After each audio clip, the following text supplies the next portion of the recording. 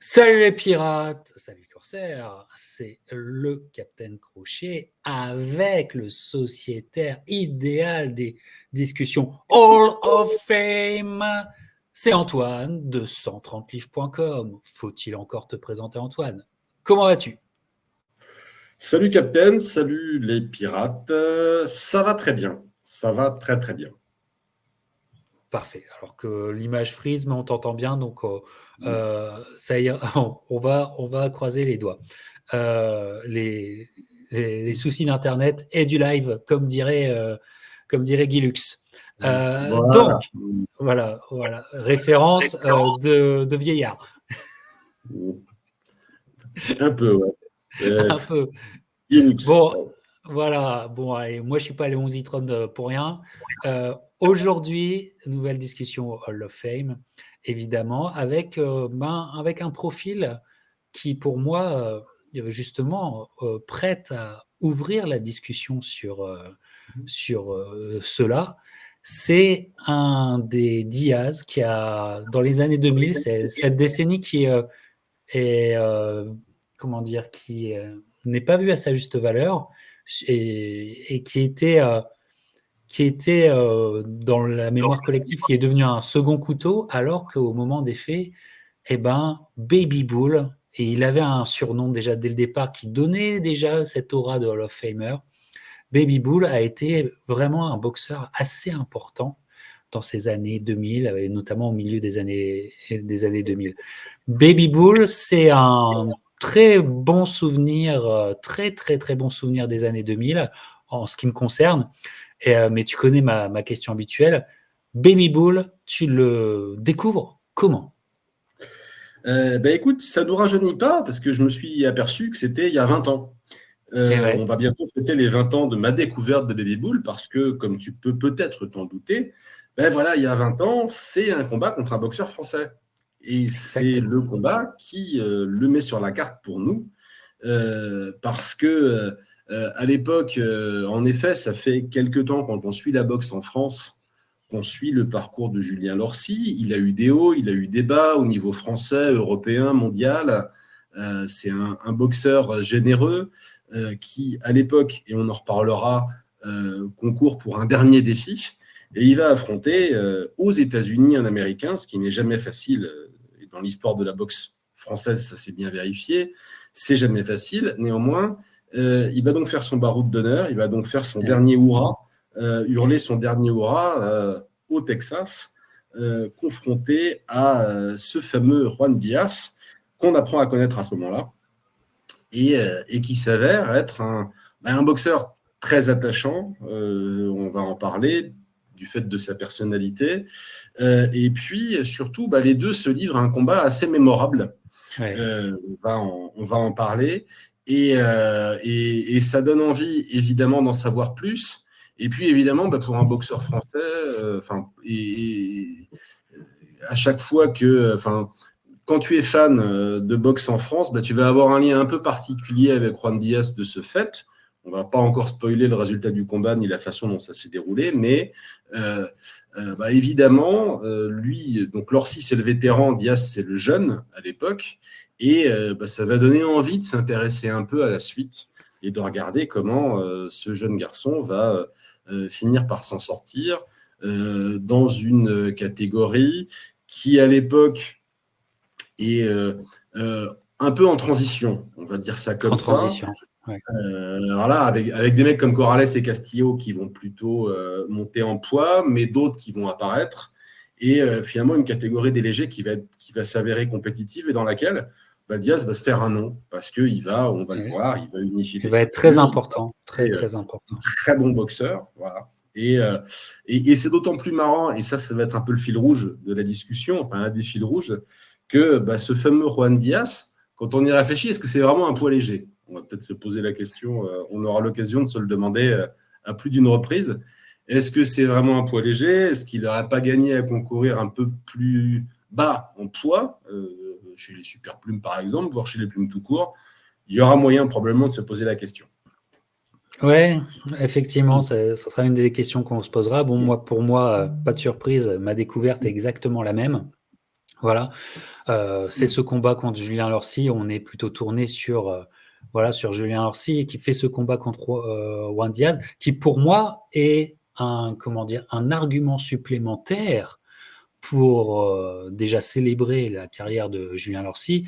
D'ailleurs, nous l'avons fait il y a quelques années quand on a reçu Julien Lorcy ici et que justement, on a beaucoup reparlé de ce dernier hurrah qui a un panache absolument sublime quand tu fais un comparatif des carrières françaises, et qui fait que Julien Lorcy, lui aussi, mériterait de concourir à l'intronisation au Hall of Fame. Et c'est un argument supplémentaire, effectivement. Et puis, c'est un combat qui va être un grand combat et finir une carrière sur un grand combat de grande technicité, d'un grand pressing et une grande intensité. C'est complètement fou. Et ça nous fait découvrir un Diaz qui était absolument inconnu pour nous Français, mais qui ne l'était pas aux États-Unis, puisque ce combat-là, évidemment, regardez l'affiche de ce combat que j'ai évidemment retrouvé, évidemment, c'était pour que Juan Diaz, justement, prenne en galon, prenne en expérience avec un très, très grand champion, ajoute Julien Lorcy à sa liste et développe. C'était vraiment c'était un championnat du monde, mais aussi un gros step-up et un gros passage du développement pour Baby Bull. Et alors, pourquoi Baby Bull? Parce qu'en fait, il est très jeune quand il affronte Lorcy, mais il faut le dire carrément, c'est ce qu'on aime, et si je suis content que tu sois avec moi, j'espère que tu n'as pas d'écho dans tes oreilles, je suis content d'être avec toi parce que c'est encore une fois un portrait atypique. Baby Bull est un portrait atypique. Pourquoi? Parce que très jeune, et puis il sort des clichés. Alors oui, on vit pas dans la l'opulence chez les Diaz du côté du Texas, mais on a affaire, et ça c'est plus rare, on a affaire à un élève studieux, on a affaire à quelqu'un qui n'est pas dans l'abandon de ses études et qui, alors que on peut dire que c'est un adolescent qui normalement devrait être focus sur ses études, il commence une carrière pro à la mexicaine, même s'il est du côté du Texas, à la mexicaine, et d'ailleurs il commence au Mexique parce que pour des raisons d'âge, c'est un peu plus simple d'aller au Mexique. Donc et d'ailleurs, le côté le surnom Baby Bull lui arrive tout de suite. Lui arrive très très rapidement. Donc, portrait atypique, mais parcours un petit peu des mecs à l'ancienne, purement mexicains, même s'il est du côté de Houston. Antoine. Ouais, c'est un gamin qui va quand même accumuler un certain nombre de combats en amateur. Une grosse centaine, un beau record.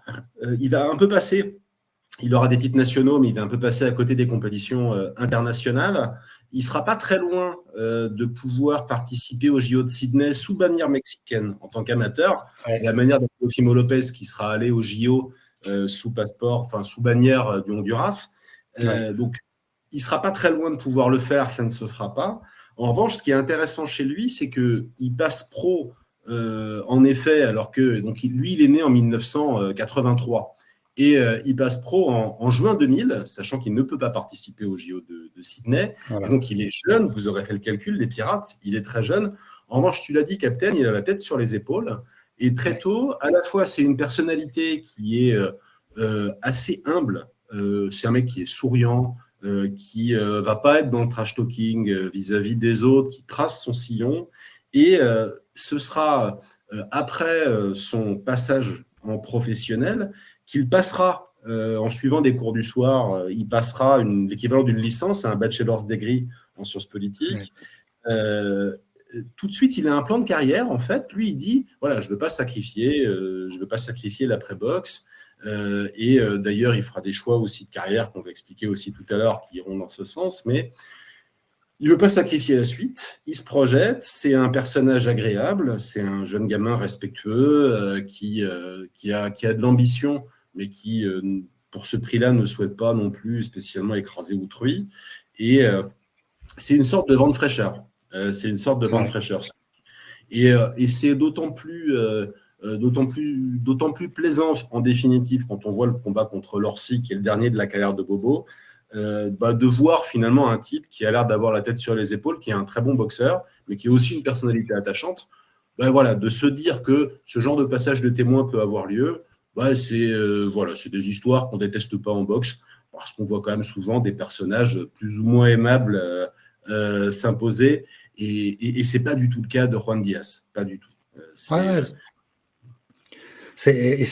atypique, et c'est vraiment quelqu'un qui qui représente ces années-là, parce que les années 2000, même si en termes technologiques, on est dans une progression, hein, les années 2000, c'est aussi une des figures qu'il fallait aller chercher pour connaître. Mais quand tu avais appris à le connaître, c'était vraiment plaisant. Pourquoi ? Parce que il était jeune, tu avais envie de le soutenir. Physiquement, c'était pas le gars avec le six-pack. Il apparaissait extrêmement ordinaire, mais quand tu le voyais sur un ring, tu avais l'impression qu'il boxait pour le public. C'est-à-dire, c'était action-packed. Je veux dire, ils sont très rares, mais vraiment extrêmement rares, les combats de Juan Diaz, de Baby Bull, qui ne sont pas plaisants à regarder en tant qu'amateur de boxe. Pour moi, c'est un plaisir. Ça a toujours été un plaisir. Et même si on le connaît avec Lorsi, et puis alors c'est les années YouTube, mais je vous conseille le combat avant Lorsi. Oui. Le combat avant Lorsi, qui est contre Lagva Slim, Lagvasim. Ça se passe donc sur HBO, même si aussi, n'oubliez pas qu'il y a un personnage qui s'appelle Don King, puisque dans ces dernières grandes années de rayonnement de Don King, Juan Diaz sera un des grands personnages estampillés Don King. Les gens oublient facilement, mais c'était un boxeur important pour Don King, hein, vraiment. Et ce combat qui arrive avant le combat de Lorsi est sur HBO, et en fait c'est une soirée spéciale, je crois que c'est une soirée spéciale Boxing After Dark, c'était tellement génial d'avoir les Boxing After Dark, et c'était en fait, ils présentaient tous les prospects qui allaient tout cartonner. Il y avait donc, on donnait sa chance à Kermit Citron, Juan Diaz, et je crois aussi qu'il y avait Rocky Juarez juste avant qu'il ait ses grands combats face à Barrera. Et puis c'est le combat Sim contre Diaz, et c'est au centre du ring, c'est du mi-distance, c'est une intensité, c'est le son est parfait. D'ailleurs, la retransmission, je me suis retapé ce combat il n'y a pas longtemps. Ouais. Le son est parfait, et tu sens toute la Diaz, ce qu'on adore comme certains autres boxeurs, c'est quand il donne un coup avec toute son âme, tout son cœur. Tu sens ça dans sa respiration, tout ça, et c'est hyper plaisant, et c'est hyper plaisant à regarder. J'adore ce combat, et toi ? Je suis bien d'accord avec toi sur le fait que le combat est très sympa, mais c'est le cas de la plupart des combats de Juan Diaz, parce qu'on a affaire à un boxeur qui est très généreux sur le ring. Diaz, c'est une espèce d'hybride entre un boxeur mexicain et un boxeur américain. Ouais. Il est les deux à la fois. C'est-à-dire que du Mexique, il a le côté très, très engagé.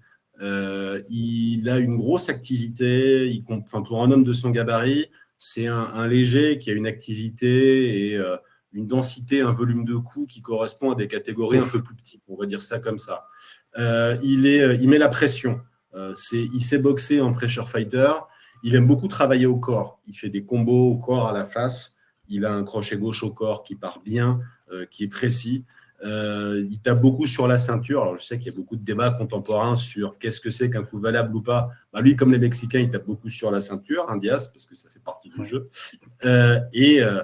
Mais du boxeur américain, il va avoir, et c'est intéressant, un jab très éduqué, c'est-à-dire que quand il se donne la peine de prendre un pas de recul et de travailler plus à mi-distance que de près, en fait, il a un jab avec un très bon timing, avec une très jolie technique. Il sait se déplacer quand il en a besoin, et ça va d'ailleurs se voir contre Lav Kassim. Lav Kassim, donc, il est champion du monde WBA des poids légers.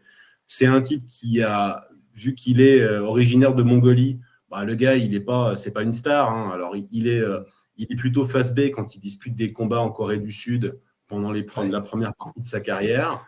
Et quand il finit par prendre une ceinture alors qu'il a perdu des décisions partagées, on l'envoie tout de suite à Houston contre une pépite américaine et il n'est pas là pour gagner, c'est sûr. N'empêche qu'il faut se le cogner. Alors, il est plus grand que Diaz, il aime bien boxer de près.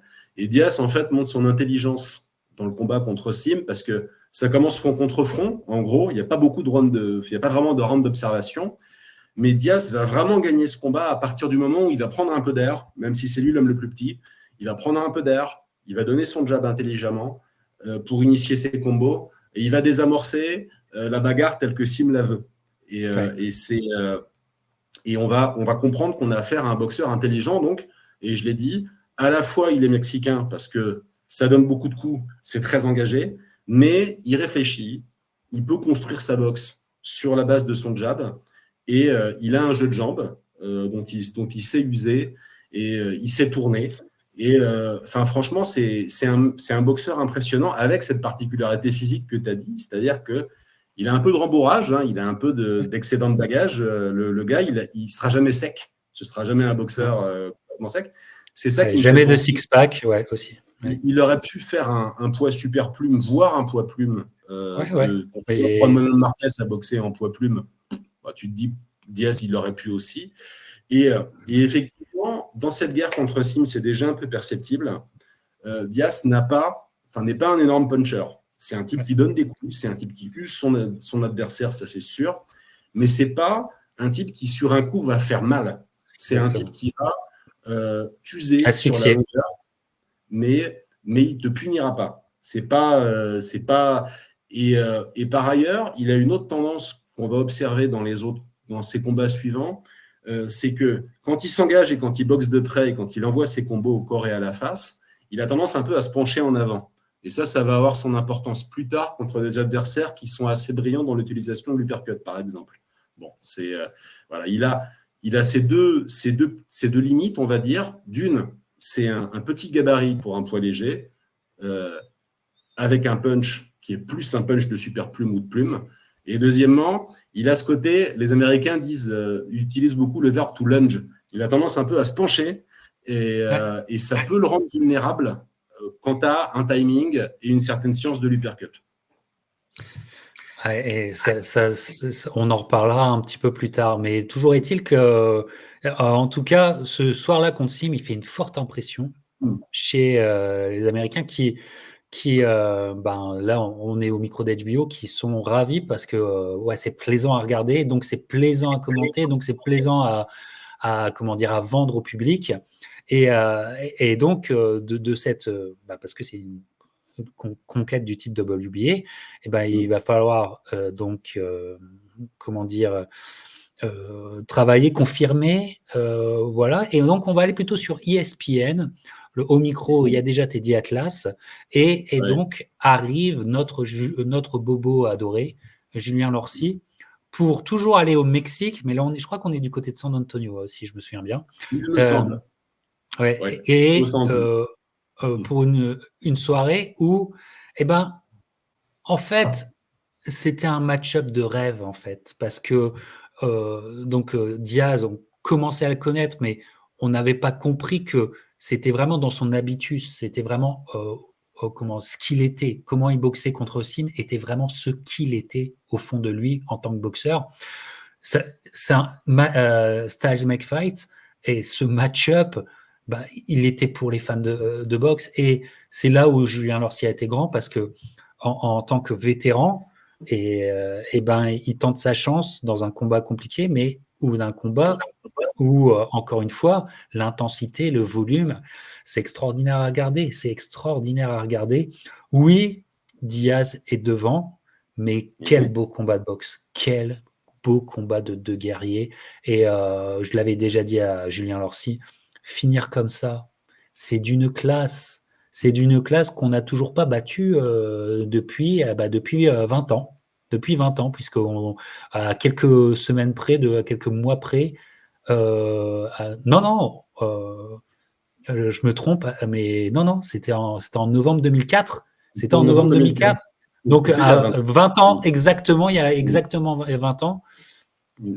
Ça fait 20 ans qu'on attend une sortie de carrière aussi belle, mais beau combat. Et d'ailleurs, dans des plus anciennes interviews, enfin, bien après, dans des interviews, Diaz nommera toujours Julien Lorcy comme un de ses combats les plus difficiles et où il avait le plus appris.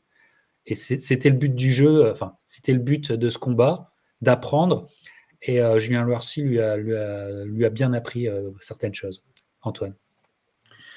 Lorcy, pour les pirates qui ne seraient pas complètement familiers du bonhomme, c'est un boxeur qui a été 2 fois champion du monde des légers et qui les 2 fois a perdu son titre à sa première défense. Il n'a pas forcément la constance ni les outils physiques qui lui permettent de planer au-dessus de la concurrence. En revanche, il a des fondamentaux et pour ce combat-là, il arrive très bien préparé.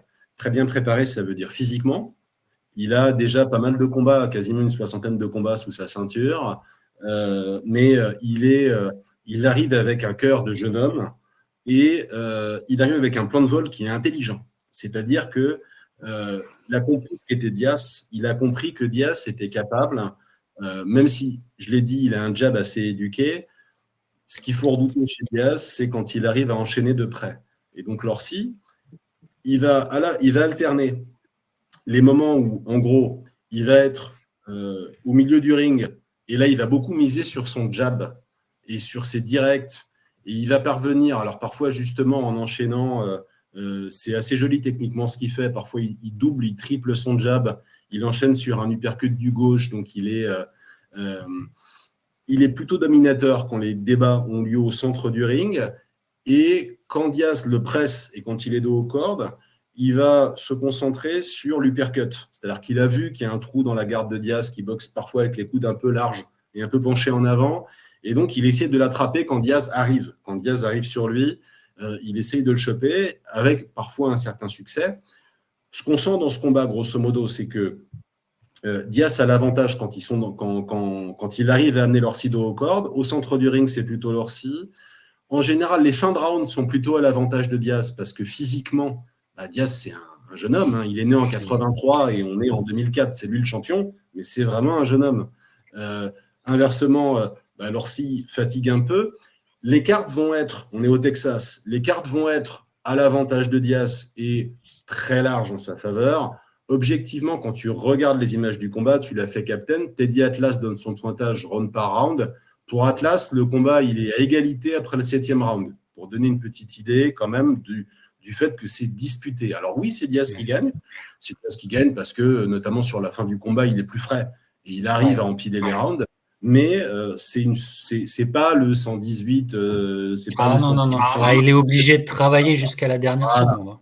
Alors s'il le fait travailler jusqu'à la dernière seconde, ça c'est vrai. Très clair. C'est voilà. Donc finir sur cette note-là, qui plus est debout. Lorcy, précisons-le, était un boxeur durable. Il n'a jamais été mis KO. Et ce sera encore le cas sur ce dernier combat-là.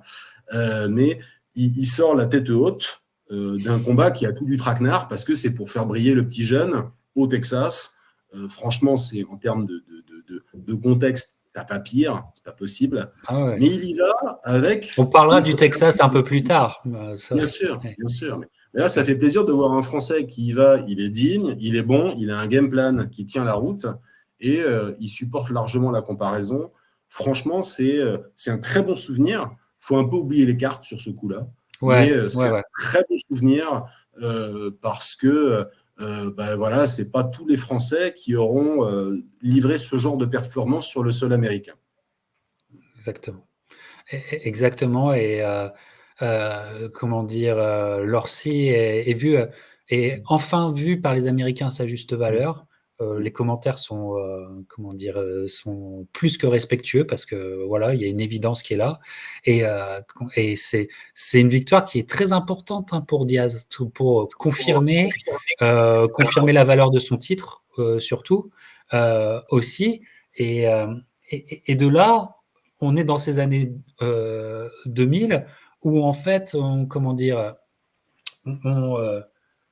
on se cherche un peu, les grands duels vont avoir lieu, ça sera l'objet d'une future vidéo de ma part, mais il va y avoir d'immenses duels qui vont avoir lieu, mais il ne faut pas oublier aussi que les champions soi-disant ordinaires de cette époque-là sont extraordinaires, finalement, et Diaz en fait partie. Alors il est avec Don King, donc va arriver des défenses de titre qui resteront pas dans les mémoires. Il va moins boxer que d'habitude en 2005. Il va boxer 2 fois. En 2006, chose intéressante, il rencontre le frère de Miguel Cotto, José Miguel Cotto aussi, et contre qui il a une belle victoire encore. Et à ce moment-là, José Miguel Cotto, il a 27-0. Et il est invaincu. il est invaincu, et comment dire, on se dit, les Cotto, c'est peut-être c'est une fratrie de boxe. On a oublié José. C'est sa première sortie à Vegas, je crois. Il bat Cotto en sous-carte de Mayweather contre Judah donc c'est sa première sortie à Vegas. C'est ça, c'est Mayweather contre Judah, c'est dans la sous-carte de Mayweather Judah. Qui était une association Top Rank, Don King mettait aussi dans leur sous-carte ces boxeurs, et donc Juan Diaz. Il y a aussi on est dans ces années de 2006, mais il y a l'année où là, il devient un des boxeurs de petite catégorie qui va vraiment s'imposer, dans une époque, je rappelle, dans une époque où il y a des légendes absolues, mais c'est l'année 2007. C'est l'année 2007 avec, alors regarde, j'adore cette affiche, qu'est-ce qu'elle est belle. Freitas contre Diaz. Alors ça se fait pas au Texas, mais on est de retour sur HBO, et HBO avait mis plein d'affiches différentes dans les magazines. Voilà, c'était très très très très très très attendu. Freitas, peut-être qu'il faudrait faire une émission un jour sur lui aussi, parce que c'est un grand nom justement hors États-Unis, dans la petite catégorie, qui a fait vivre cette catégorie dans les années 2000, ce Brésilien. Mais Freitas contre Diaz, c'est, encore une fois, on peut dire que c'est le vétéran contre le jeune, même si, Diaz, maintenant, il accumule quand même de l'expérience. Mais c'est très, très, très, très fort, parce que c'est le Diaz surmotivé. C'est le Diaz qui est dans sa boxe, mais qui, en fait, il pousse les curseurs un peu plus haut. C'est sa boxe, mais l'agressivité est encore plus là. L'intensité est encore plus là. C'est très intense. C'est vraiment, j'allais pas dire le portrait typique du combat du boxeur qui saute à la gorge du vétéran pour ne serait-ce que se faire respecter, mais pour le bousculer. Et qu'est-ce que Freitas se fait bousculer, Antoine? Alors, c'est un combat d'unification, parce que notre ami Diaz en est déjà à la 6e défense de son titre WBA, mine de rien. On a fait une avance rapide, quelques défenses sont passées. Freitas, lui, il a pris le titre WBO des poids légers. Il s'était d'abord illustré chez les Superplumes. Freitas, il avait battu Casamayor, Barrios, Grigorian. Il était rentré dans Diego Corrales, le malheureux, et ça avait mis fin à son run. Mais il monte ensuite à 135 livres, et ça se voit d'ailleurs dans ce combat. Freitas, c'est un type qui a un peu compté sur le cutting dans sa carrière. C'est un athlète qui est plus impressionnant physiquement que Ned Diaz, par exemple, même s'il vient de la catégorie inférieure.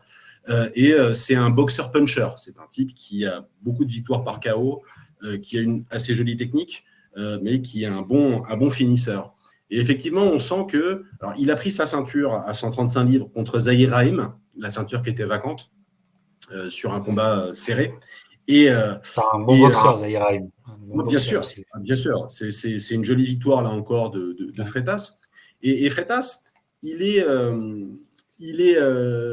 contraint par Diaz de boxer sur le pied arrière, mais il ne refuse pas la bagarre. Ça donne un combat qui est engagé, qui est intéressant. On sent que Freitas a envie, a plutôt confiance en son punch et qu'il attend Diaz et qu'il a envie de le contrer. Et ça va être à celui qui va y arriver. Simplement, Diaz, lui, ça va être impressionnant. Regardez le combat, les Pirates. Diaz donne un jab tout en étant agressif. Il va s'appuyer beaucoup sur son jab, qui est un jab de très bonne qualité, et il va faire valser la tête de Freitas pendant tout le combat avec son jab. C'est-à-dire que ce n'est pas un boxeur très puissant, Diaz, mais quand c'est donné dans le bon timing, quand c'est précis, Freitas va prendre round après round le jab. Dans les premiers rounds, Freitas donne une bonne réplique, il assure. Ça ne le dérange pas d'ailleurs le corps à corps, et il arrive en uppercut, en crochet, il arrive à donner une réplique qui est confortable à Diaz, mais petit à petit, il craque. Même dès le 6e round, tu sens qu'il y a plus de souffrance déjà. Ouais. Absolument. Il est érodé déjà parce que, j'en reviens là, mais le jab, quand on prend 5, 6, 7 dans un round et qu'à chaque fois ta tête elle valse, tu trouves le temps long au bout d'un moment. Et puis il y a toujours une ou deux séquences de haut corde où Diaz va travailler au corps à la face. Il va l'assaisonner. Et petit à petit, le combat commence par être concurrentiel. Mais petit à petit, Freitas, qui a probablement étudié le combat contre Lorsi et qui sait que voilà, quand tu l'attends avec le percut, tu peux avoir un peu de succès, il y arrive de moins en moins régulièrement. Alors, il essaye d'envoyer des séquences aussi en fin de round pour voler les rounds. Il essaye d'être plus actif pendant les 30 dernières secondes, un peu en roublard, mais grosso modo, ça ne marche pas. Ça marche pas parce que, à partir, moi, tu dis round 6, je pense que c'est même un petit peu avant que Diaz installe vraiment son autorité et comment dirais-je, au 7e, il est de plus en plus acculé parce que, en fait, il n'arrive pas, en dépit de son punch, il n'arrive pas à faire réfléchir Diaz, il n'arrive pas à faire dérailler la machine adverse. Et au 8e, il est déséquilibré plusieurs fois sur des combos. Et là, on se rend compte que Diaz, même si ce n'est pas un gros puncher, à l'usure, la répétition des coups, ça finit par causer des effets, ça finit effectivement par te priver de ta lucidité. Et donc, tu sens Freitas de moins en moins stable sur ses appuis, il en a marre, il est harassé, il est harcelé en permanence aux quatre coins du ring. Et il va arriver à Freitas, qui lui était déjà arrivé contre Corrales, même si sur ce combat-là, il ne va pas au tapis, il va abandonner tout simplement. C'est un peu le reproche qu'on fera à Freitas, c'est un joli boxeur, mais c'est un type qui, quand ça devenait compliqué, avait la tête qui suivait moins bien. Et là, il abandonne tout simplement. Contre un Diaz qui signe là peut-être sa victoire la plus impressionnante, parce que Freitas, il a des références, tout simplement.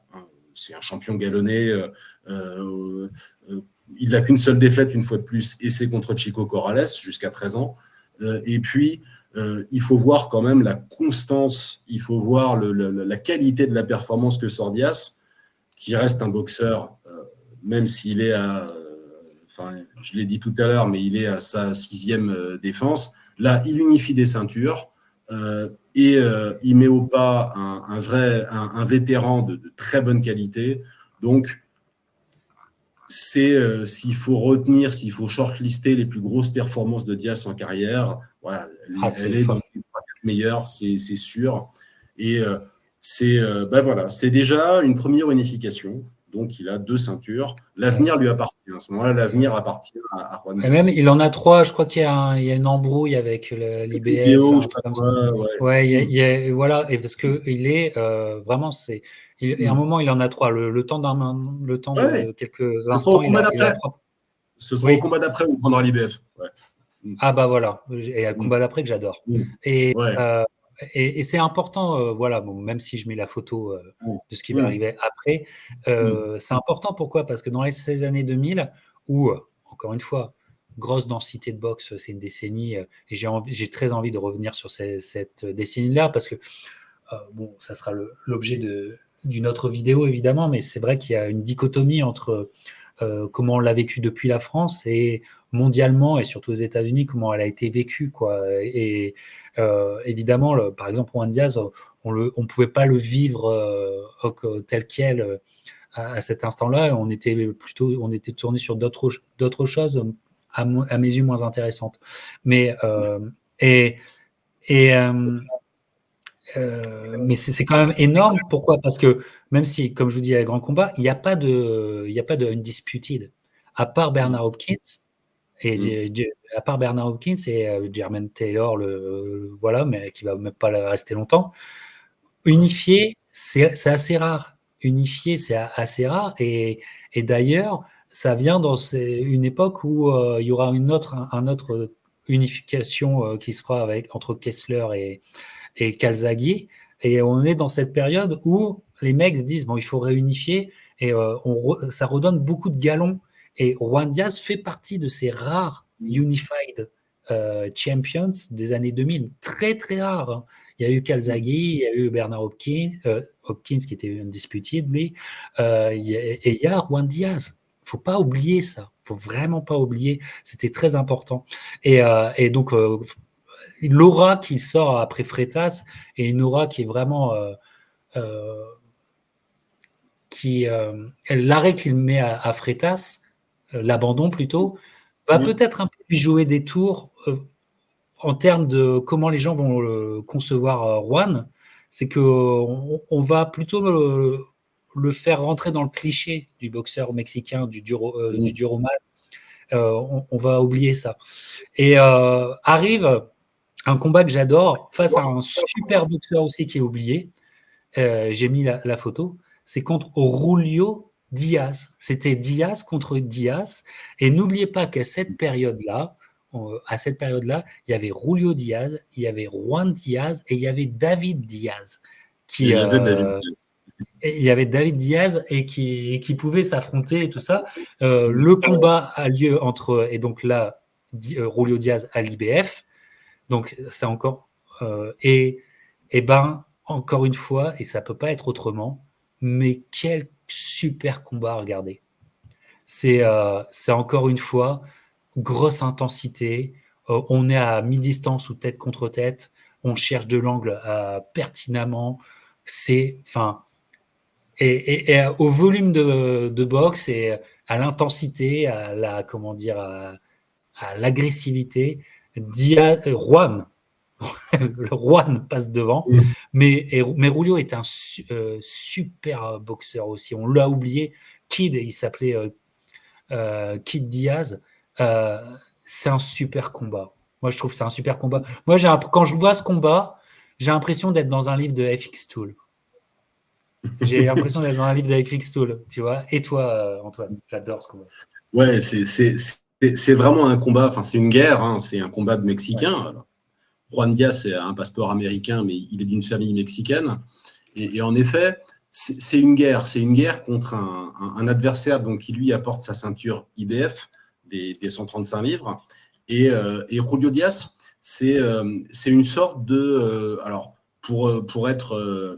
la comparaison vaut ce qu'elle vaut. C'est un peu un Eric Morales du pauvre. J'ai tendance à dire ça de Julio Diaz. C'est-à-dire que c'est un type qui a des longs segments. Mais c'est un bagarreur, c'est un type qui met de la fréquence. C'est pas un immense défenseur, on va dire ça comme ça. Et c'est vrai qu'il va contre Juan Diaz, il fait le pari, Julio, que Juan ne s'attaque pas et qu'il peut aller à la guerre. Donc, il ne va pas mettre à profit son allonge supérieure, il va vraiment aller au contact. Et ce faisant, il va un peu faciliter le travail de Juan. Parce que Juan, sable mouvant, et Juan lui met dans des sables mouvants. Ouais. Voilà, parce qu'après, Julio, il va essayer de remettre un peu de distance, il ne va jamais y arriver. Ouais, mais ce sera, puis il sera déjà un peu usé.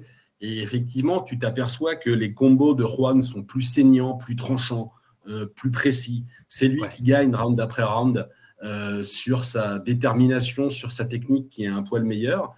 Alors, Julio a un mérite. Et c'est peut-être d'ailleurs une erreur tactique, c'est qu'il ne ferme pas le jeu et qu'il n'exploite pas vraiment son avantage d'allonge. Et ça va lui jouer des tours parce que lui aussi, On l'a dit, Juan Diaz n'est pas un puncher. En revanche, c'est un boxeur qui peut être usant quand tu prends combo après combo. Et round après round, ben, Julio, il en prend, ça le fait ralentir. Et la conclusion du combat surprend un peu tout le monde. Enfin, moi le premier en tout cas. Tu t'attends pas forcément à voir Julio abandonner. Tu t'attends pas nécessairement. Non, c'est vrai. Et, c'est plus puis, surprenant que Freitas. Ouais. Ben ouais, oui, parce que Freitas, il y avait un peu un antécédent. Ouais. Alors, je me rappelle, quand vous revoyez les images du combat, on vous explique, les commentateurs vous expliquent que Juan Diaz, ben voilà, pour son entraînement et pour son cardio, il va nager tous les jours et qu'il arrive effectivement ben, sur le ring, il a vraiment 12 rounds de haute intensité sous la ceinture, il est capable d'en mettre. Et Julio, ben, ça le fatigue. Et lui aussi, il craque et il n'y retourne pas. Je crois que le combat est arrêté à l'appel de la 9e ou de la 10e, peu importe. Mais ouais, voilà, ça fait encore un succès qui est convaincant de la part de Juan, qui maintenant a 3 ceintures et qui a 24 ans. Qui est une star, dans les magazines de boxe et tout ça. Quel avenir pour Juan Diaz? Va-t-il vers le Undisputed? Voilà, on parle d'un combat contre David Diaz aussi, tu sais, à ce moment-là, mais c'est voilà. Et puis la télé aime beaucoup, quoi. La télé aime beaucoup. Parce que c'est un héros positif, ce mec-là. C'est pas un type qui a du venin, qui a une grande gueule, qui est méchant. C'est pas comme ça que tu le vends. Mais c'est un type qu'on aime bien aimer, quoi. C'est un type qu'on aime bien aimer parce que, bah voilà, il l'a dit, hein, on l'a rappelé tout à l'heure, mais donc il a passé son diplôme tout en étant boxeur pro. Il a une entreprise familiale de transport, je crois, avec son frangin. Il est actif dans le milieu associatif localement à Houston. Enfin, c'est un bon gars. Après sa carrière, parce qu'on va faire l'après-carrière maintenant, vu que tu l'évoques, oui, il va ouvrir une salle. Et il faut voir aussi que ces combats-là, Freitas, Diaz et les autres qui arrivent, ils s'entraînent. Enfin, il y a 2 petits jeunes qui s'entraînent qui sont toujours là avec lui pour s'entraîner et qui sont un petit peu, qui lui donnent de l'énergie. Il fait pas des sparring avec, mais ils sont là et tout. Et parce que on a oublié de dire que Juan Diaz, c'est un grand boxeur de Ronnie Childs, lui-même grand entraîneur, Ronnie Childs. Oui. Et Ronnie Childs, c'est un peu le retour de Ronnie Childs. Il avait été dans le coin de Holyfield et tout ça, mais dans les années 2000, c'est le retour de cet entraîneur qui a un gars de chez lui, Ronnie Childs, tu vois. Ronnie Childs, après, va devenir un entraîneur qui va pouvoir entraîner, tu sais, des mecs des étrangers, des Ruslan Lara, etc. Mais un gars de Houston, un gars de chez lui, c'est le projet Juan Diaz, c'est effectivement Ronnie Childs et donc les frères Charlot. Il y a les frères Charlot qui sont en train de s'entraîner, voilà, et c'est marrant de voir que celui qui a mis des étoiles dans les yeux aux Charlot en premier sur le monde pro et tout ça, c'est Juan Diaz, tu vois. C'est Juan Diaz, qui dans l'attitude n'est pas tout à fait le même garçon, mais qui effectivement leur a appris. Shields, juste pour rebondir là-dessus, effectivement, dès le combat contre Sim, dès que Diaz prend sa ceinture, Shields a un rôle important dans le déroulé du combat, et c'est aussi parce que Diaz est un garçon intelligent et un garçon qui écoute ses hommes de coin. Effectivement, c'est Shields qui lui dit à un moment, cherche pas que la bagarre contre ce mec-là, prends un peu de distance, donne ton jab, ouvre-toi des angles, reste pas front contre front avec lui, c'est ça qu'il attend, c'est ça dont il a envie. Donc c'est très bon coaching, c'est vrai. Et Diaz l'écoute, il l'écoute assez intelligemment parce que voilà, il a. Et puis l'école Ronnie Childs, c'est-à-dire que les fondamentaux sont là. On peut revenir aux fondamentaux parce qu'ils sont là, ils sont ajustés. Moi, j'ai toujours apprécié les Charlots parce que c'est toujours une démonstration de fondamentaux et à montrer dans toute école de boxe. Mais Juan Diaz, qui avait cette grinta mexicaine, avait aussi les fondamentaux sur lesquels se reposer et revenir quand il le faut. Et c'est une grande on oublie, et d'ailleurs, j'ai pas mis la photo de Ronnie Childs, mais c'est une grande association entraîneur-boxeur, quoi. C'est une grande histoire entraîneur-boxeur comme je sais pas, on pourrait dire Manny Pacquiao avec Freddie Roach, voilà, ces grandes associations d'entraîneurs, quoi. Comme voilà, il y en a tellement que vous les connaissez. Donc c'est très important. Et donc cette année 2007 est vraiment bonne, et on rentre en 2008 avec un nom, en fait. Maintenant, Juan Diaz, il a un nom dans l'échiquier mondial, c'est-à-dire dans les petites catégories. Voilà, il a la plupart des ceintures chez les légers. Il refait vivre la catégorie. En plus, c'est super agréable de le voir à chaque fois boxer. C'est super. Et donc, 2008, c'est... Alors, qu'est-ce qui se passe? Entrer dans le Stardom ou pas? Tu vois? Et là, il se passe quelque chose dans une soirée qui est très importante. Dans une soirée à laquelle il faudrait refaire une vidéo. Tu sais, on a fait déjà, Antoine, avec Christian, la vidéo de la soirée de Cinco de Mayo 94, tu sais. Mais il y a cette soirée à Cancun, au Mexique, en mars 2008, où il y a aussi des combats poids lourds avec Samuel Peters et tout ça. Et en fait, c'est une grosse soirée Dunking, où Dunking essaye de faire une grosse soirée pour HBO et tout ça. C'est peut-être l'une des dernières grandes soirées Dunking, peut-être la dernière même, de prestige, de grand prestige. Et puis, finalement, c'est assez rare, ces combats difficiles, combats durs, mais qui, je pense, restera dans l'histoire. C'est ça qui m'intéresse en tant qu'écrivain de boxe, qui va empêcher Baby Bull, alors qu'il a le surnom parfait, qui va empêcher Baby Bull d'accéder à un stardom qui transcende la niche boxe. Tu vois? Et ce combat, c'est contre un vétéran, qui est un combat dur, contre Nate Campbell. Nate Campbell, qui n'est pas n'importe qui, mais qui, au moment des faits, on croit que Nate Campbell, il est fini, quoi.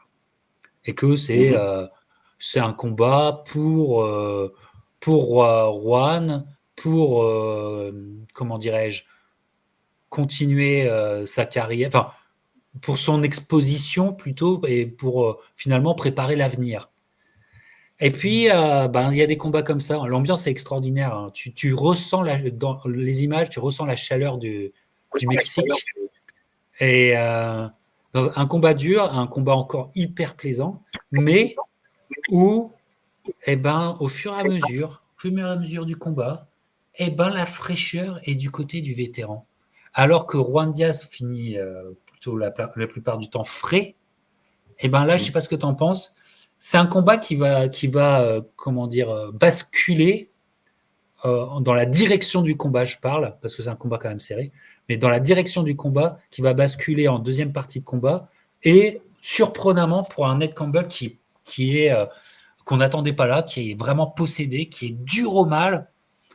Et alors, bien sûr, il est dur au mal parce que je pense qu'il peut les prendre, les coups de Diaz, il peut les manger, il s'aperçoit qu'il peut les prendre. Et ça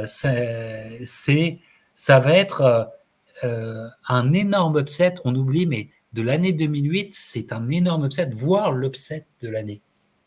Antoine. Ouais, c'est effectivement, Campbell, il n'est pas là pour gagner. Enfin, il n'y a que lui qui y croit, en gros. Mais il y croit vraiment. On est donc à Cancun, dans un lieu qui s'appelle la Plaza de Toros, donc l'arène, avec un boxeur qui s'appelle Baby Bull. Et Campbell rentre sur le ring habillé en torero. Alors déjà, il fait un statement, il fait un peu du troll, le pépère. Et en fait, Campbell, jusque-là, il est connu pour avoir un peu flambé toutes ses chances. Il a disputé des demi-finales mondiales, il a disputé des championnats du monde, ça a toujours raté. Parfois un peu stupidement, il a affronté l'Australien Robbie Peden et il est rentré dans tous les bêtisiers pour une image terrible, qui est qu'en fait, il chambre Peden à un moment main basse en agitant son menton, et il en prend une, et il finit KO comme ça. Et ça a un peu étiqueté Campbell comme étant un boxeur pas gérable, pas sérieux, pas bon. Mais ce soir-là, il a envie. Il a 36 ans, mais il a envie. On voit ce qui est assez flagrant dans le combat, aussi que Campbell, c'est un type qui a fait sa carrière en poids léger, mais qui a probablement cuté, et qui a un vrai gabarit. Il est plus grand physiquement, il est plus costaud, et il a un vrai châssis. Sur la photo, c'est pas flagrant, mais les pirates, vous verrez si vous revoyez ce combat, il a un vrai châssis de poids léger, et donc il subit un peu le début, mais il recule pas. C'est-à-dire que Diaz avance sur lui. Il est motivé par la foule mexicaine, il a un statement à faire, il y a le storytelling du baby bull dans l'arène, et il essaye d'user son adversaire comme d'habitude, et là, il n'y arrive pas. Parce que Campbell, c'est un vrai léger, il a de la caisse, il est roublard, c'est-à-dire qu'il met des coups de boule, d'ailleurs, ça lui coûtera un point, me semble-t-il, mais il va faire mal aussi avec sa tête dans les accrochages à Diaz. Et petit à petit, en particulier dans la deuxième moitié du combat, c'est lui qui va prendre la main. C'est lui qui va mettre plus de volume que Diaz, et ça va étonner tout le monde, et qui va imposer un punch, une force physique de près auquel Diaz n'est pas habitué. Et petit à petit, il va perdre pied, ça va se voir aussi à son expression. Il va comprendre que ça ne marche pas. Il va comprendre que c'est Diaz qui prend la main sur le combat, enfin que c'est Campbell qui prend la main sur le combat. Et il ne sera pas infléchir le mouvement. Et effectivement, le combat est assez clair. Première moitié plutôt pour Diaz, deuxième moitié nettement pour Campbell. Au final, c'est Campbell qui a la décision au Mexique devant une foule bouillante, hostile. Ça veut vraiment dire que c'est Campbell qui méritait. Et personne n'avait vu venir. Personne n'avait vu venir sur ce coup-là. D'ailleurs, Campbell et ça ne s'invente pas, il va perdre sa ceinture dès le combat suivant parce qu'il ne va pas faire le point. Donc ça prouve que le mec, il est juste pas gérable. C'était juste son soir. C'était son soir à lui. Pas de bol pour Juan Diaz. Parce que tu es un jeune type sérieux, patiemment, tu as accumulé les 3 ceintures, tu as construit ta carrière intelligemment, tu as été, etc. Et tu vas perdre contre un type qui a eu son soir. C'est aussi la boxe, hein, c'est-à-dire que voilà, ce soir-là, les astres étaient alignés en faveur d'Ennett Campbell. Cela étant, ça renvoie Juan Diaz à son problème de fond en poids léger, c'est-à-dire que lui, c'est plus un super plume, voire un poids plume, et que cumulé à d'autres désavantages sur le ring, ce problème physique, de temps en temps, il se sent. Et tu sens aussi, par contraste, que Campbell aurait probablement pu avoir une plus belle carrière que ce qu'il a eu s'il avait eu dans la tête la constance, l'intelligence, la persévérance, le travail, parce qu'en tout cas, il avait la charpente. Lui, c'était un vrai poids léger, et contre Diaz, ça a suffi. Ce soir-là, ça a suffi. Et c'est un énorme upset, une énorme douche froide, et sur lequel, en fait, l'aura, tu sais, le persona, l'aura de Juan Diaz n'arrivera jamais à s'en remettre. N'arrivera jamais à s'en remettre parce que vous comprenez bien, les amis, qu'on est sur une trajectoire où peut-être on est en train de monter un très, très grand nom dans une période où il n'y a pas Pacquiao, dans une période où il y a Barrera, dans une période où il y a Morales, dans cette période-là, où les années 2000, le kiff, notre kiff, voilà, mais c'est même pas notre kiff, notre bonheur ne se trouvait que dans ces noms. Se trouvait principalement, pas que dans ces noms, mais se trouvait principalement chez eux. Voilà, le nec plus ultra, et on était enivrés. Le sentiment de vertige venait avec ces hommes-là.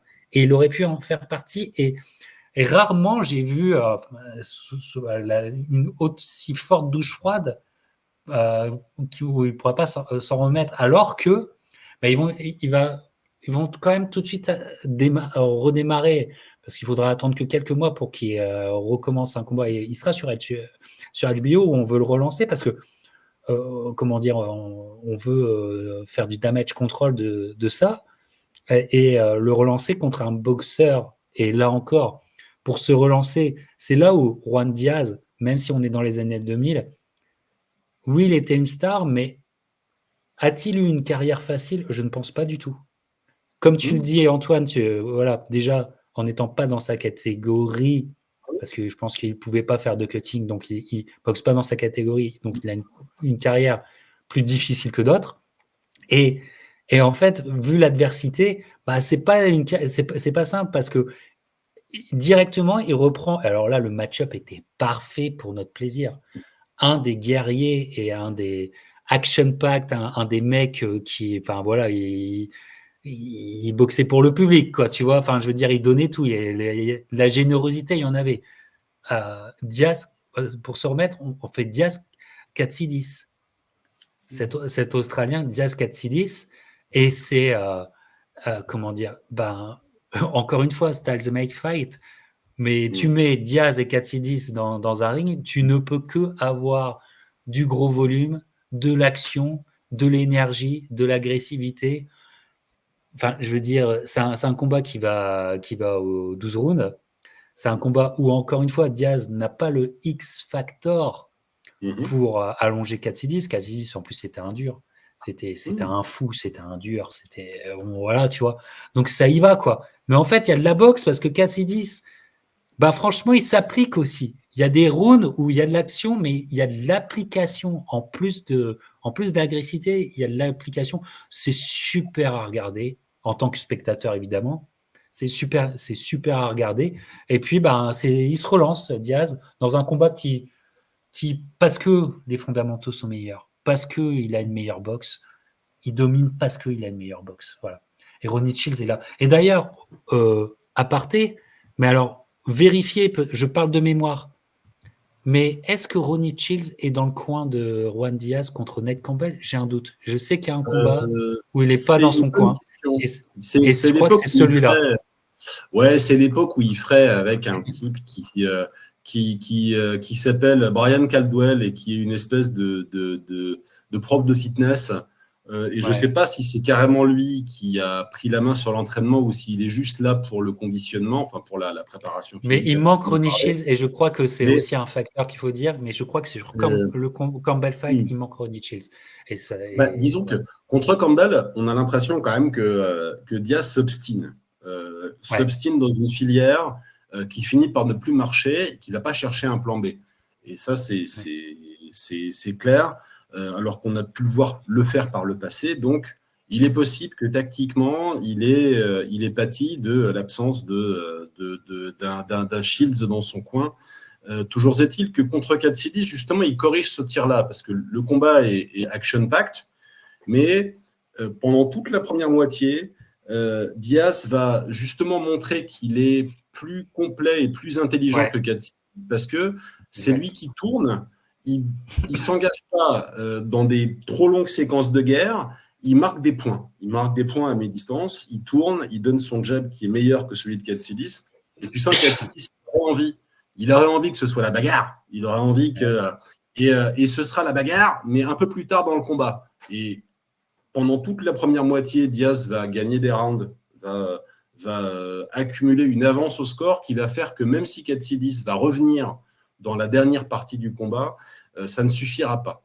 Précisons quand même que Katsidis, comme Diaz, alors c'est des combats pas faciles parce que Diaz, il sort de sa première défaite en carrière contre Campbell, Katsidis aussi. Il vient de perdre contre Casamayer, un combat dont nous avons parlé au temps de Captain. Exactement.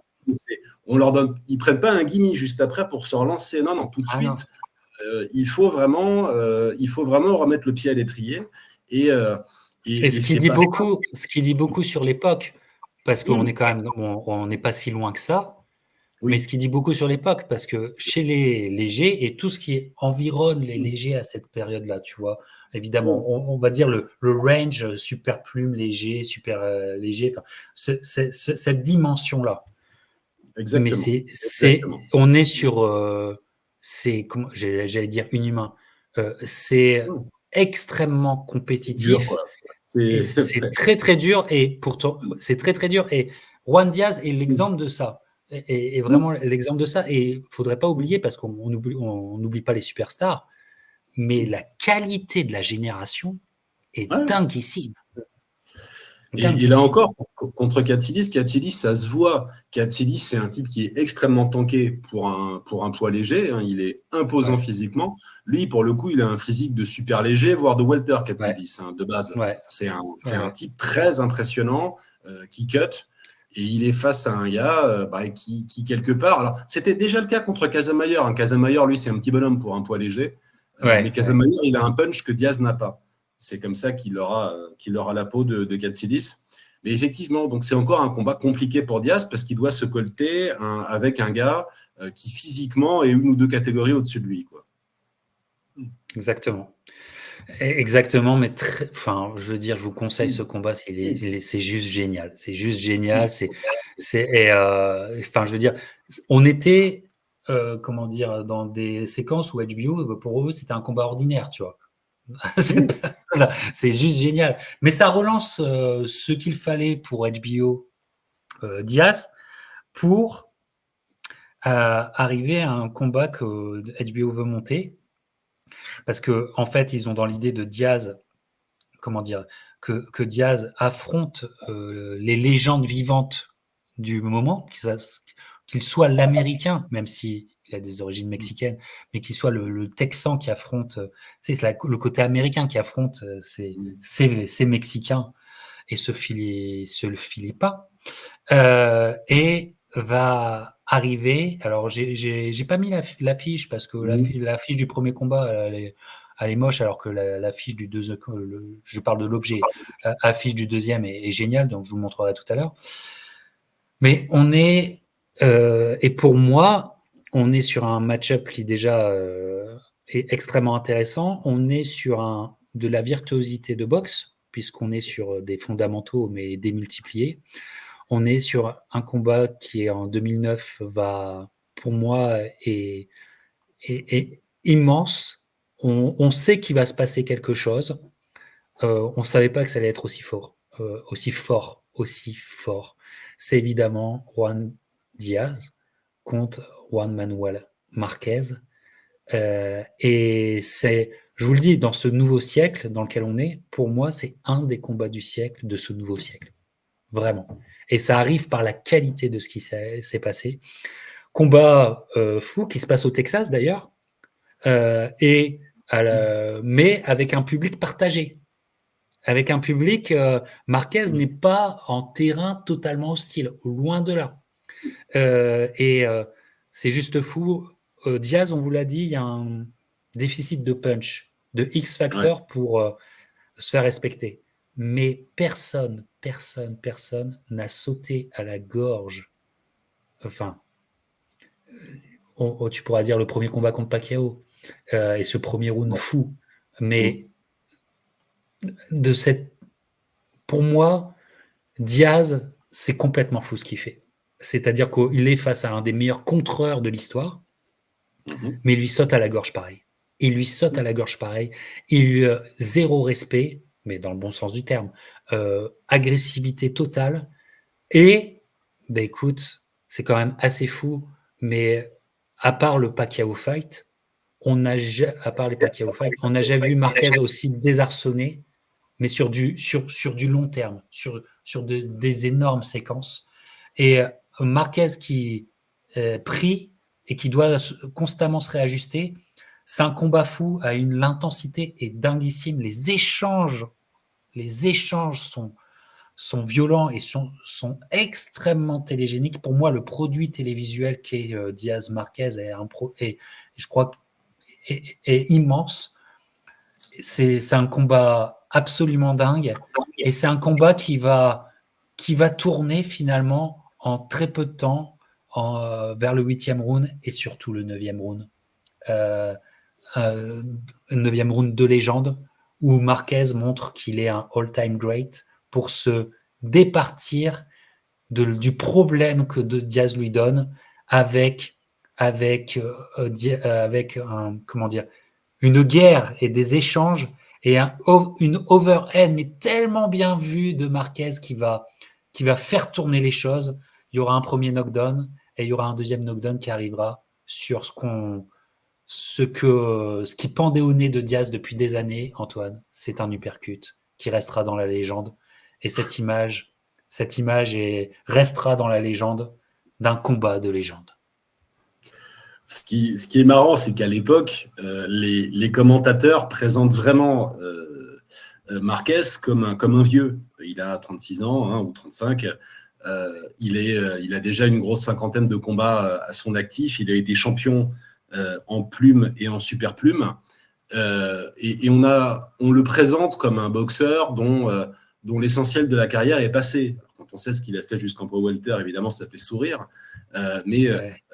c'est un boxeur qui a déjà Voilà, il a des victoires contre Medina, contre Gainer, contre Salido, contre Barrera, contre Rocky Juarez, contre Casamayor. Enfin, c'est déjà une légende, en fait. C'est déjà, il a déjà un CV de Hall of Famer. Il y a eu ces 2 guerres contre Pacquiao, match nul, puis défaite très serrée. Donc, Marquez, c'est vraiment le niveau du dessus. Et en effet, on a l'impression, et c'est peut-être une erreur tactique, mais que Juan Diaz veut prouver un truc. On a l'impression, tu le dis, il lui saute à la gorge. Tu as l'impression qu'il y a un défi macho derrière ça. Tu as l'impression qu'il veut être à la hauteur. Et il ne va pas essayer d'établir son jab. Il ne va pas essayer de... Non, il va y aller. Il va aller au charbon avec un certain succès. Parce que, mine de rien, Marquez se retrouve dos aux cordes dès la première reprise, la deuxième reprise, un peu déstabilisé. Il prend des crochets gauche. Simplement, le problème de Marquez, c'est que c'est justement quand tu commences à l'embêter qu'il est dangereux. Bon, on s'en sera rendu compte après. On voit en revanche de manière très nette, même si, une fois de plus, les commentaires le présentent déjà comme un pépé à 35 piges, il est vachement tanké, le père Marquez. Même s'il vient des catégories inférieures, tu vois qu'il est physiquement, il est beaucoup plus tanké que le nez Diaz. Et tu sens que, en effet, lui, donc, boxe sur le pied arrière, mais il est à l'aise sur le pied arrière, et il fait mal quand il arrive à contrer, et tu t'aperçois que mais il a mal aussi, hein. Il a mal aussi. Hein. Bien sûr, il en prend, mais c'est Marquez. C'est-à-dire que quand Marquez prend, en fait, le danger n'est pas écarté parce que il va garder la lucidité, il va trouver le moindre angle, le moindre espace pour contrer, pour faire mal à son tour. Et alors, les deux vont avoir l'œil abîmé, d'ailleurs. Hein, c'est un combat qui va prendre un certain écho physique à l'un et à l'autre. Et ce qui va faire la différence, d'une part, c'est l'opportunisme de Marquez, de Dinamita, qui vraiment va trouver le bon coup au bon moment. Mais c'est aussi le fait que lui tape et Diaz tape pas. Et il y a un moment, au point, c'est assez équilibré. Tu vois, tu arrives au round 6, c'est vraiment équilibré, voire c'est Diaz qui a la main.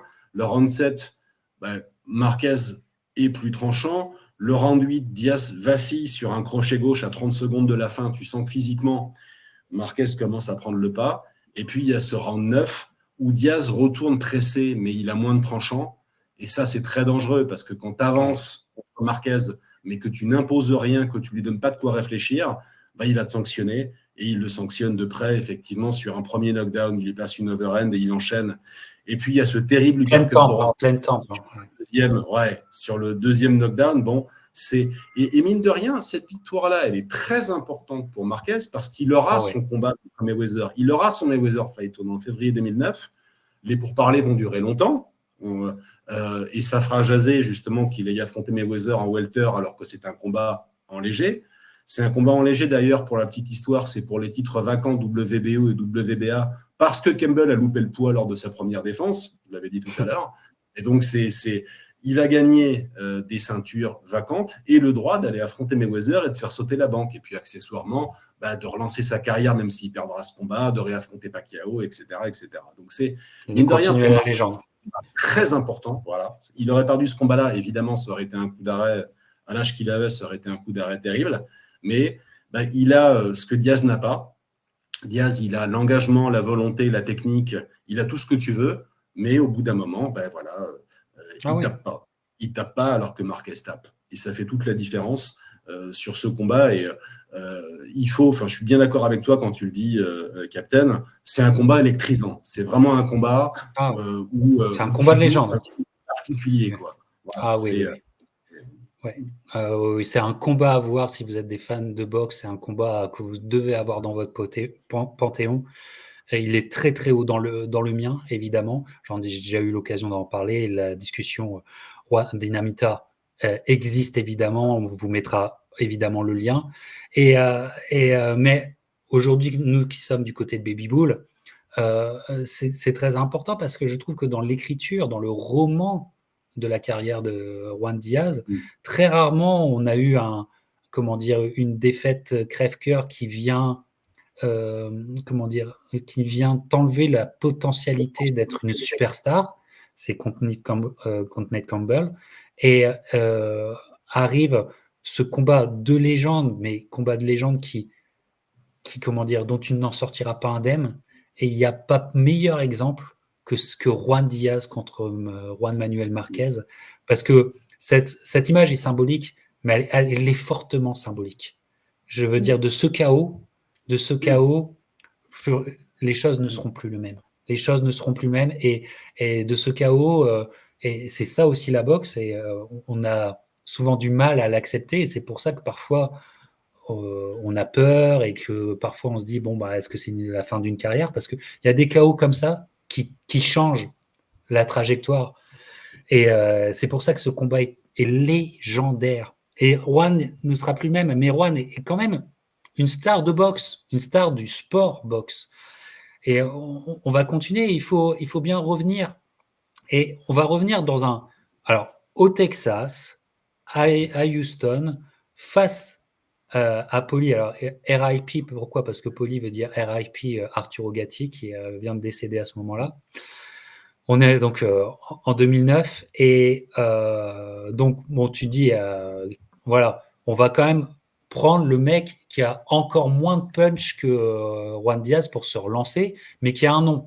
Paulie Malignaggi, c'est comment dire, le casting parfait. En plus d'être un casting parfait, les amis, il faut savoir que Paulie Malignaggi, lui, voulait affronter le frère Cotto, José Miguel Cotto, dans une soirée top rank, où normalement c'était Kelly Pavlik qui devait être comment dire, le headliner de cette soirée. C'était une soirée pay-per-view, mais en fait il a signé le contrat contre donc le frère Cotto, un combat qui devait péricliter, et qui va péricliter toute l'affiche, et donc il va signer le combat contre Diaz, mais en connaissance de cause. C'est-à-dire que Paulie, et allez revoir notre discussion Paulie Malignaggi, j'avais fait avec Clément la discussion, on vous mettra aussi le lien, elle est toujours disponible, parce qu'on vous reparle de ces combats contre Juan Diaz qui sont très très plaisants, mais Paulie sait que bon, il va dans la gueule du loup, parce que la commission athlétique du Texas, et puis on sait qu'il y a déjà un personnage qui s'appelle Alemon, qui a récupéré Juan Diaz. Don King n'est plus depuis bien longtemps dans l'histoire. C'est le nouveau Don King, Alemon. On dit souvent qu'Alemon est Don King avec un diplôme d'Harvard, qui a récupéré. Et donc, ce combat, c'est un combat où le Diaz c'est un Diaz tout simplement amoindri, c'est-à-dire que toutes ses qualités sont amoindries, qui fait que Paulie peut plus que survivre, mais peut exprimer des choses, il peut beaucoup tourner, il peut gérer le tempo, il peut gérer des choses. Ça arrive, et sur un combat qui va être déclaré, où Juan Diaz va être déclaré vainqueur au point. Et la chose la plus spectaculaire de ce combat, c'est la diatribe de Paulie Malignaggi au micro, qui va rester légendaire, Antoine. Voilà. Oui. Paulie et Paulie. Cela dit, Paulie, c'est un vrai. Le combat a lieu à 140 livres, et Malignaggi, c'est un vrai super léger. D'ailleurs, il boxera en welter. C'est un vrai super léger, et ça fait toute la différence. On s'aperçoit dans ce combat quand même que déjà, Malignaggi n'est pas un géant, mais il est sensiblement plus grand. Il fait 5-6 cm de plus que Diaz. Morphologiquement, ça se voit, il est sec, Malignaggi, il est quand même assez costaud en comparaison de Diaz. En plus, il est rapide, parce qu'il a toujours été. Donc, il donne son jab, il tourne intelligemment, et Diaz n'a pas tant de choses que ça à lui opposer. Alors, Diaz a un peu de succès, parce qu'il est toujours capable d'envoyer des combos un peu intenses, qui impressionnent les juges, et qui lui permettent de gratter des rounds. Mais le ring generalship, c'est quand même plutôt pour Paulie. On s'aperçoit que, alors qu'à l'époque, il a 2 défaites, Malignaggi, et ces 2 défaites, il les a concédées contre Miguel Cotto et Ricky Hatton, c'est-à-dire des mecs qui ont été capables de lui faire mal. C'est comme ça qu'on arrête Malignaggi, on lui fait mal. Et Diaz n'a pas les moyens de le faire. Donc évidemment, pendant 12 rounds, il galère. il galère un peu. Et en effet, la première moitié, on va dire les 6 premiers rounds du combat, c'est à peu près splitté, 3 rounds partout. Et Malinagui, petit à petit, va gagner en contrôle parce que Diaz n'a pas de quoi lui faire mal. Et parce que Poli continue à dérouler sa boxe d'école, on le connaît, hein, il a toujours un jab magnifique, il tourne intelligemment, il a des fondamentaux parfaits, c'est Poli. Hein. Et donc, c'est un peu triste, au fond, parce que tu l'as dit, le boxing business, ça se passe à Houston, et le boxing business veut Diaz. C'est plutôt Malinagui qui gagne ce combat, et au final, ce sera une décision unanime en faveur de Diaz, avec un 118-110 qui n'est pas raisonnable. C'est-à-dire qu'à la rigueur, tu vois… C'est le pétage de plomb de Poli Malinagui. Voilà. Mais tu sais, ce pétage de plomb… 113, pourquoi pas, 118-110 voilà. Mais ce 118-110, c'est… Parce que des 118-110, on en a revécu bien après, un premier Triple G Canelo, et tout ça, les 118-110 sont souvent arrivés. Mais celui qui nous met la puce à l'oreille, de dire, attends les mecs, va falloir regarder. Mais moi, je pense que c'est vraiment ce pétage de plomb de Poli qui nous met la puce à l'oreille et qui, après, nous fans et analystes, c'était important.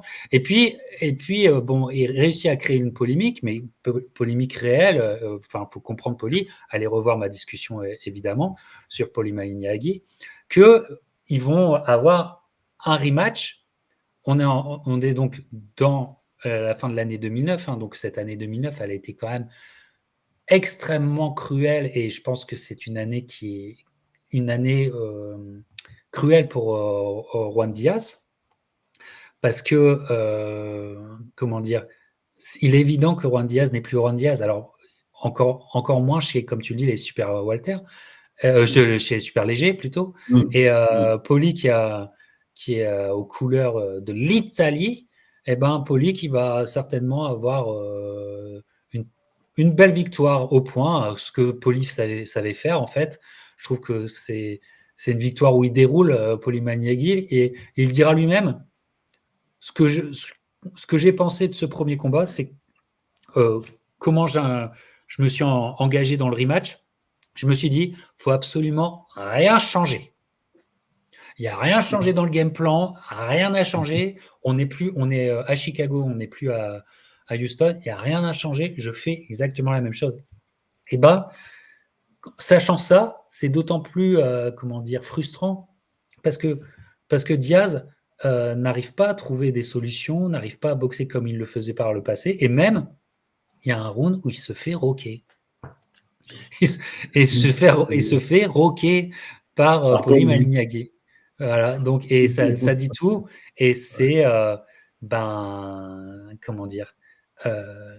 c'est, pour moi, c'est les dieux de la boxe s'éloignent de Juan Diaz. Qu'en penses-tu? Oui, absolument. Poli sur un round sur un ring qui est assez vaste. Poli, il a la recette, il a parfaitement compris comment faire. Il sait aussi d'ailleurs que finalement, il risque pas non plus de se faire, de souffrir physiquement. Donc il y va vraiment serein. Il est suffisamment intelligent quand il les échanges de près, il protège bien son menton avec son épaule avant. Il est en contrôle, à mi-distance, c'est toujours le jab. Il arrive à tourner, mais de près, finalement, il ne subit pas tant que ça, même pas tant que ça les échanges.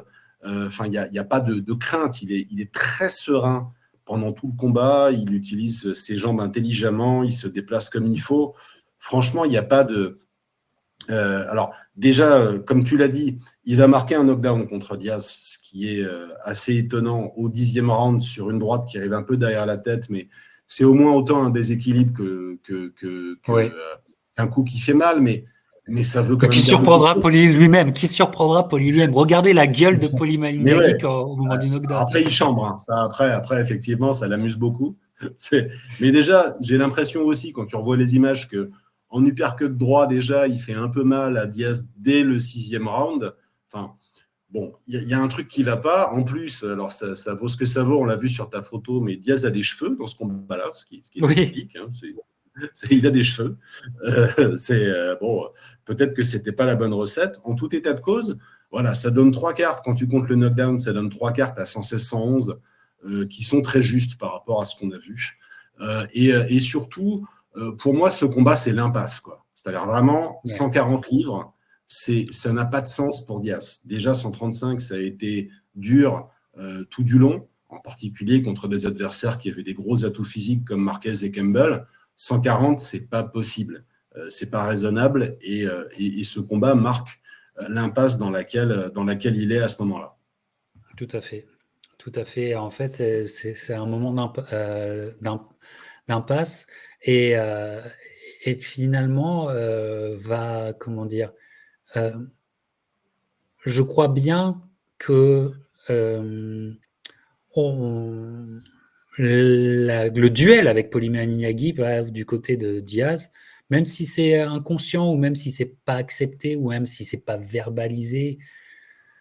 Ben, c'est la compréhension qu'il faut faire le push out et il y a voilà, et s'il y a une opportunité à prendre pour un gros chèque, on va la prendre, et quelque part, on est déjà dans une fin de carrière, on est dans une fin d'histoire, et je crois que c'est conscientisé parce que va arriver, heu, en fait, Diaz qui va arriver et qui va arriver un peu dans le même enfin, peut-être qu'on le sait pas, mais moi je trouve que il est un peu, dans la position de Julien Lorcy quand il l'affronte, lui-même Diaz, c'est qu'il va avoir un rematch contre Marquez. Alors l'affiche est magnifique, hein. Le Ouais. rematch, voilà, le rematch, 1 an plus tard, ce rematch, on attendait beaucoup ce combat parce que ce rematch, comment dire? Il faut bien comprendre qu'en fait, le côté un petit peu terne, sans joie, des combats contre Paulie, même s'il y avait beaucoup de couleurs sur les shorts de Paulie, mais voilà, c'était pas enfin, c'était un peu terne de ce qu'on attendait de Juan Diaz, qui nous avait vraiment enivrés par son activité, par le passé.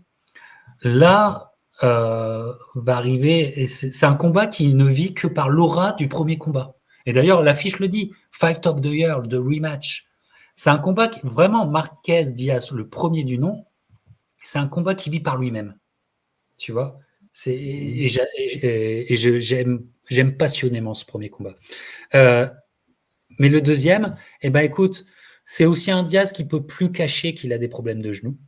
Donc, il a une genouillère. Et c'est un Diaz qui, comme je vous le dis, il avait réussi par le passé à mettre les curseurs à 11 sur ses qualités. Et ben là, les qualités sont là, mais le curseur n'est pas à 10, il est à 9.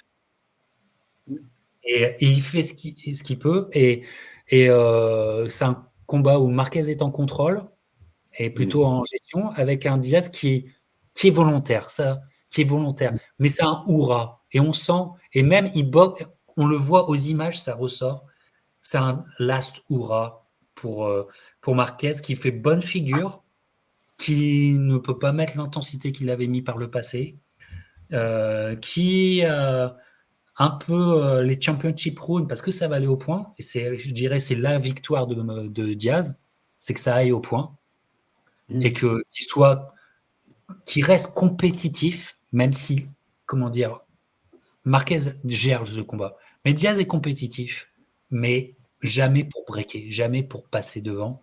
Et il y a une sorte de rébellion dans les championship rounds, mais il se rebelle plus contre un état de fait, Diaz, que ça. Mais bon, il est, comment dire, il y a beaucoup de noblesse quand même dans ce combat, où il a quand même, avec ce qu'il pouvait, il a quand même donné, il a été très honnête, et je pense que ça a fait que moi, en tant que fan, je lui en ai jamais voulu, et c'est un combat plaisant, mais qui n'est pas au niveau du premier. Mais comment serait-ce possible? Ouais. Clairement, parce que Diaz alors tu l'as dit, c'est aussi lié à son genou, et puis parce qu'il a quand même un peu réfléchi au premier combat, mais il est moins agressif globalement que dans le premier, il prend moins de risques. Réellement, ça lui permet de durer, parce que Marquez n'est jamais aussi dangereux que quand tu lui rentres dans la gueule, parce qu'il va trouver la faille sur le pied arrière, il va trouver la faille en contre. Et là, Marquez est plus en contrôle, tu l'as dit, il avance plus en fait. Ça va permettre à Diaz de durer, ça c'est sûr, voire de s'offrir un joli baroud de nord dans les derniers rounds. 11e round, 12e round, c'est vraiment, c'est plaisant. Mais quand tu regardes le combat, franchement, à aucun moment, tu imagines comment Diaz peut le gagner. Enfin, c'est pas, il fait une prestation digne, mais il n'a pas les armes, il n'a juste pas les outils. Il ne gagnera pas ce combat, c'est sûr. C'est pas un vieillard, hein, il a 27 ans, mais voilà, c'est un type qui a brillé jeune qui a commencé à s'user aussi jeune. Et donc, c'est un combat, alors contre un Marquez. Qui n'a pas pris la boxe par le chemin facile, comme tu disais, la catégorie, la génération ultra compétitive de l'époque, comme rarement, a fait qu'il n'a pas pris la boxe par le chemin le plus facile. Et il a 27 ans, mais il est beaucoup plus âgé. Regardez les images, tu as l'impression qu'il est beaucoup plus âgé. Ah non, mais c'est plus que clair. Et franchement, c'est un combat un peu déprimant, je trouve. Enfin, bon, un petit peu. Tu me diras les combats contre Poli aussi.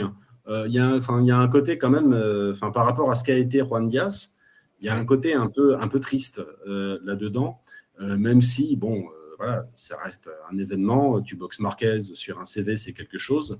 Et puis, il survit. C'est aussi, contre un finisseur de sa trempe, c'est pas rien. Mais il y a un sentiment de fatalité qui s'installe très tôt dans le combat. Et tu sais très bien qu'en gros, tu le sais que Diaz n'a pas le punch pour battre Marquez. Tu le sais, en fait. Tu le sais d'emblée. Et donc, il fait un choix tactique intelligent qui lui permet de durer. Mais ce combat, in fine, fait pas partie pour moi, voilà, des combats importants à voir dans la carrière de Diaz. C'est pas regarder le premier combat, ça oui, certainement, c'est un des meilleurs. C'est extrêmement intense et dramatique. Donc oui, il faut le voir. Le deuxième, si vous avez du temps. Si vous avez du temps, voilà, si vous avez du temps, mais il est important pour le CV, comme tu dis. Et puis, c'est la fin. Et voilà. Et même pour des grands boxeurs,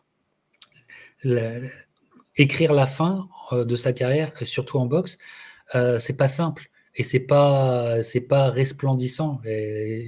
L'ordinaire du boxeur star, sa fin n'est pas resplendissante et donc là, il va complètement arrêter la boxe pendant 3 ans et puis en fait, il va revenir, mais et ça dit beaucoup de choses. Il va signer avec Top Rank, donc il aura commencé avec Don King, il aura continué avec Alemon, il aura fini avec Bob Arum et Top Rank. Et il sera utilisé pendant 3 ans en sous-carte de combat, plutôt de soirée Top Rank, tu vois. Là, à ce moment-là, on montait aussi à Alvarado, tu sais. Voilà. Faudra peut-être faire une émission ensemble sur la trilogie Alvarado-Rios. Mais voilà. Mais il est en sous-carte d'un des combats d'un de ses combats. Et pendant 3 ans, en fait, il va être un boxeur de sous-carte, notamment au Texas, principalement au Texas. Donc voilà, comme ça, le public vient voir une star de la boxe de la décennie précédente. Et puis bon, je crois que c'est vers 2016 et tout ça, il arrête définitivement. Mais dans le comment dire, non pas dans le mépris, mais dans l'ignorance générale, quoi. Dans l'ignorance générale, et ça dit beaucoup. Et pour moi, j'ai rarement vu un boxeur aussi charismatique qui a été si important dans une période de quelques années, mais c'est une période quand même aussi importante, disparaître de l'inconscient collectif aussi facilement, quoi.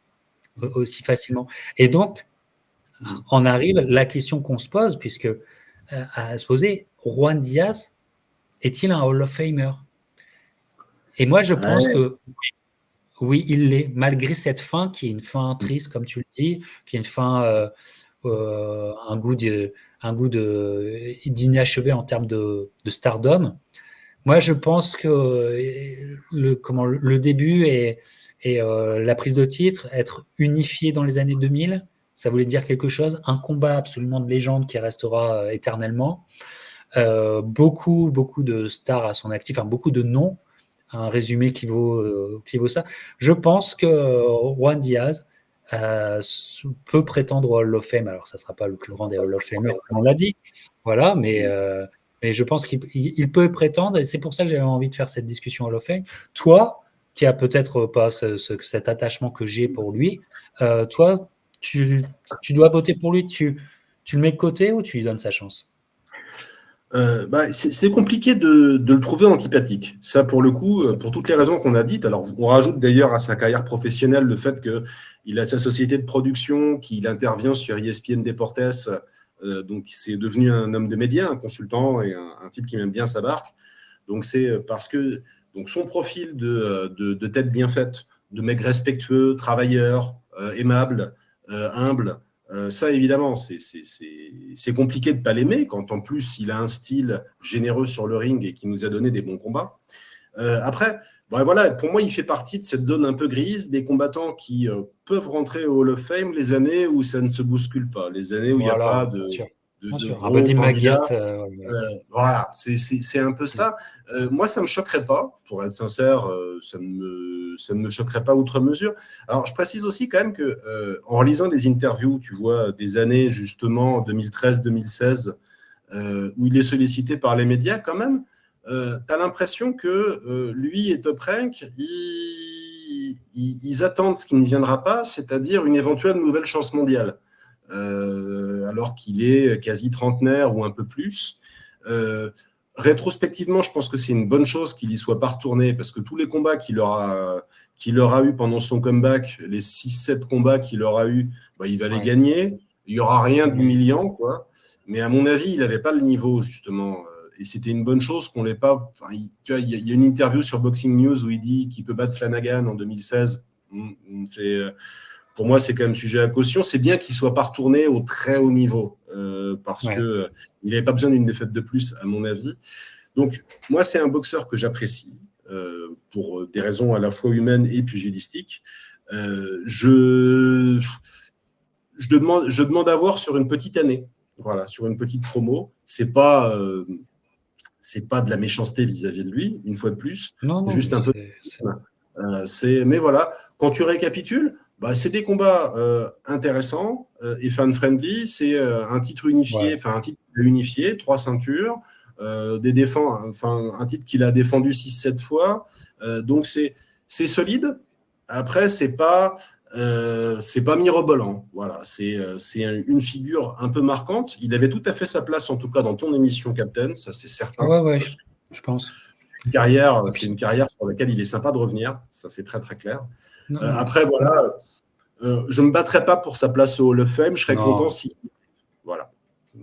Mais ça dit quand même, parce que je pense que ça dit de l'éventail de cette génération 2000 dans ce range de poids qui a été absolument dinguissime et comment dire, qui vient concourir, qui vient tenir la dragée haute, voire peut-être dépasser d'autres décennies, années 50, années 40, parce que quand tu t'aperçois que tu as des gens qui, tu as des athlètes qui peuvent, où on peut vraiment discuter très sérieusement de, non pas qu'ils soient Hall of Famer, mais All-Time Great, plus finalement tout le reste du cheptel, tout le reste de la génération qui est là et qui peut aussi prétendre à une place au Hall of Fame, c'est absolument dinguissime. Et les années 2000, c'est pas qu'elles ont été sauvées, mais les années 2000, ça a été eux. Ça a été eux. Et c'est dingue. Et pour qu'il y ait un Pacquiao, il fallait que le boxeur un peu plus ordinaire, ça soit du niveau de Juan Diaz ou d'un Julio Diaz ou d'un Katsidis et j'en passe et des meilleurs. Donc, c'est une époque aussi. C'est une époque. Et puis, c'est une carrière marquée par des événements perturbateurs et par un combat de légende qui aura certainement pris son âme. Et ça, symboliquement, c'est très fort parce que on a l'exemple type du combat qui va très très loin, qui va très très très très loin, peut-être trop loin, mais qui prend son âme et il aura donné quelque chose à la boxe. Clairement, allez voir ce combat, ne serait-ce que ça. Voilà, et tous les autres super fun, comme on a dit, à regarder. Voilà, c'était la discussion Baby Bull. Voilà, il avait déjà le surnom pour notre émission, pour notre titre, Baby Bull, Juan Diaz. Ça m'a fait tellement plaisir d'être avec 130livres.com. Dois-je vous dire qu'il est temps, nous enregistrons un dimanche, qu'il est temps de cliquer sur 130livres.com pour lire les fameux textes de l'équipe d'Antoine, de Guillaume, et de se régaler comme on se régale sur ce site magnifique. Antoine, c'était encore un plaisir que tu sois avec nous. Merci. Plaisir partagé. Merci à toi. Et on se revoit bientôt pour d'autres discussions Hall of Fame de la boxe. Ciao.